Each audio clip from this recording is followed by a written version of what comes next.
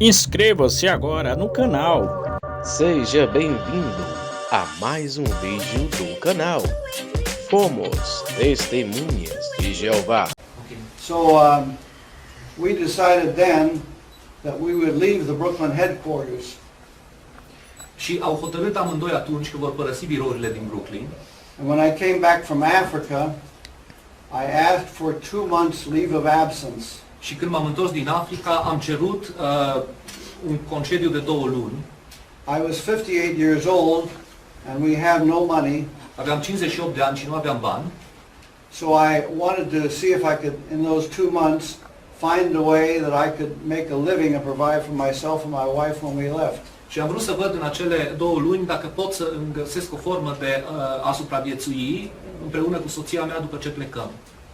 But while I was away during those 2 months, a big campaign started in Brooklyn to disfellowship people.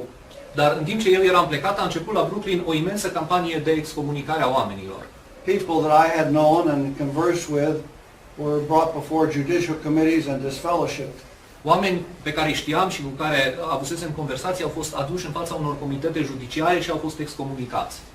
So when I came back from that time, I appeared before the governing body and I was interrogated. Așa încât, când m-am întors, am apărut în fața Corpului de Guvernare și am fost interogat. And the whole issue was of loyalty to the organization. Și toată problema era loialitatea față de organizație. Not loyalty to Christ or loyalty to God, but loyalty to the organization. Nu loialitatea față de Hristos sau Dumnezeu, ci loialitatea față de organizație. And because of the answers that I gave, why at the end they asked me to resign from the governing body and also resign from the Brooklyn Bethel headquarters. Și în urma acestor răspunsuri pe care le-am dat, ei mi-au cerut să demisionez din Corpul de Guvernare și de la birourile din Brooklyn. După părăsirea societății, dacă a fost contactat de diverse persoane. Ce tip de persoane? Indiferent. Oh, okay. After you left the organization, were there persons who tried to contact you? Did you have plecat din organizație? What was the year when you left? 1980. 1980. So, And shortly after, I went to Alabama, where a man named Peter Gregerson had offered me employment. după ce am plecat, am mers în Alabama, unde un bărbat numit Peter Gregerson m-a angajat, mi-a oferit o angajare. The work that he had for me was purely manual work. I cut the grass, pulled weeds. Era vorba de lucru efectiv manual, tăiam iarba, smulgeam buriene.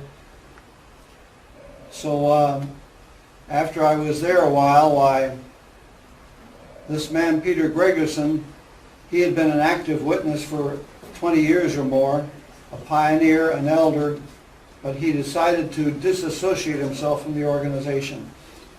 Și în timp ce eram acolo, acest bărbat, Peter Gregerson, fusese și el un pionier, fusese foarte activ în cadrul organizației timp de mai mulți ani, dar a hotărât să se dezasocieze de către organizație. So he submitted a letter explaining his reasons that he could not continue on with the organization. Așa încât a trimis o scrisoare în care și-a exprimat motivele pentru care nu mai poate continua să colaboreze cu organizația. At that time, to disassociate yourself did not result in disfellowshipping. La vremea aceea, propria dezasociere nu ducea la excomunicare. But after I moved to Alabama, now they put out a watchtower in which they said that a disassociated person should be treated the same as one who is disfellowshipped. Dar după ce am ajuns la Alabama, au scris într-un tur de veghere că persoanele dezasociate ar trebui să fie tratate la fel ca și cele excomunicate. Practic, au același statut. So I worked for this man. He was my employer. Așa încât am lucrat pentru acest bărbat, el era angajatorul meu. I lived in a mobile home that was parked on his property. Am locuit într-o rulotă care era parcată pe proprietatea lui. But because I was seen in a restaurant eating a meal with him, I was then accused. Dar pentru că am fost văzut apoi într-un restaurant luând cina cu el, am fost acuzat. And ordered to appear before a judicial committee. Și mi s-a ordonat să apar în fața unui comitet judiciar. And the persons that they had there as witnesses against me had only one thing to say about me. Și oamenii pe care aduseseră ca martori împotriva mea au avut de spus doar un lucru despre mine. That they had seen me with Peter Gregerson eating together in a restaurant. Că m-au văzut mâncând într-un restaurant împreună cu Peter Gregerson. Then a circuit overseer came in and he came to my home and interrogated me, and this was his whole question also. Supraveghetorul de circuit a venit la mine să mă interogheze și asta a fost și întrebarea lui.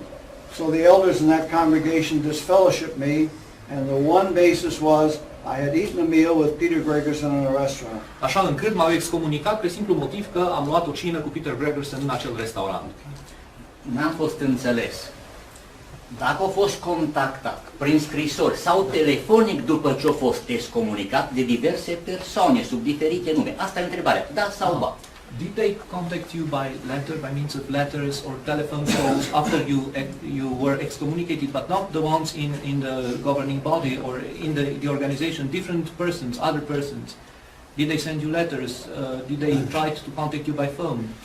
After my leaving Bethel, many persons that I knew there at Bethel did communicate with me, and down through the years,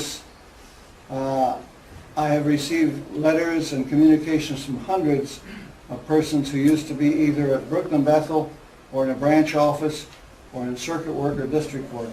După ce am plecat de acolo, foarte mulți oameni pe care i-am cunoscut la Betel au continuat să comunice cu mine și am primit scrisori și telefoane la foarte mulți alții care erau fie supraveghetori de filială, fie lucrau în diferite zone filiale ale organizației. Care a fost motivul că după retragere nu a vrut să ia legătură cu nimeni și acestea prin scrisori sau prin altceva? Da. Este aici. Păi asta întreabă.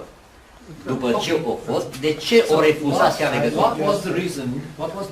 I suggest he makes this his last question and gives other people an opportunity to speak. Sugerează, dacă se poate, să fie totuși o ultimă întrebare sintetică, ca să-i lase și pe alții să Da, bineînțeles. eventual mai este timpul de... O să revin Da. Bun, deci care era întrebarea încă o dată? De ce n-a refuzat? Exact, să ia legătura cu diverse persoane care l-au contactat prin scrisori sau telefon. Why did you refuse to communicate with different persons who contacted you or tried to contact you by means of ordinary mail or telephone? Every single letter that I ever received, and all the letters I now receive through the internet, every one of them receives an answer. Fiecare scrisoare pe care am primit-o și toate scrisorile pe care le primesc acum mai degrabă prin internet au primit un răspuns. Nu acum, atunci. Not now, back then. That is the reason I wrote this book. When I was disfellowshipped, a magazine that is very well known worldwide called Time sent a reporter there to Alabama to interview me about the matter. Tocmai de asta am scris această carte, pentru că după ce am fost excomunicat, o revistă foarte cunoscută din întreaga lume, Time, au trimis un reporter ca să-mi iau un interviu în privința acestei chestiuni. And they published an article about this. Și au publicat un articol despre asta. And after that article came out and people in many countries read it, I started getting letters asking Și about după it. ce a ieșit acest articol și foarte mulți oameni din diferite țări l-au citit, am început să primesc scrisori în care eram întrebat despre această chestiune. At that time all I had was a typewriter, Pe vremea aceea nu aveam decât o mașină de scris and I tried to answer all these letters by typing letters to them. și am încercat să răspund tuturor acestor scrisori la mașina de scris. But it came to be so much that I realized I couldn't do it. Dar au ajuns să fie atât de multe, încât mi-am dat seama că nu mai pot să o fac. And I decided that writing a book would be the answer or the solution to the problem, Și am hotărât că scrierea unei cărți va fi soluția la această problemă. because a book could be available to everyone, anyone.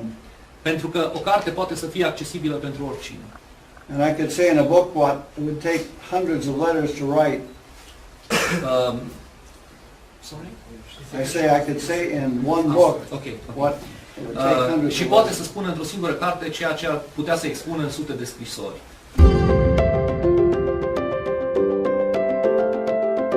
Inscreva-se no canal, deixe o seu like, compartilhe o vídeo, faça a sua parte para ajudar outros.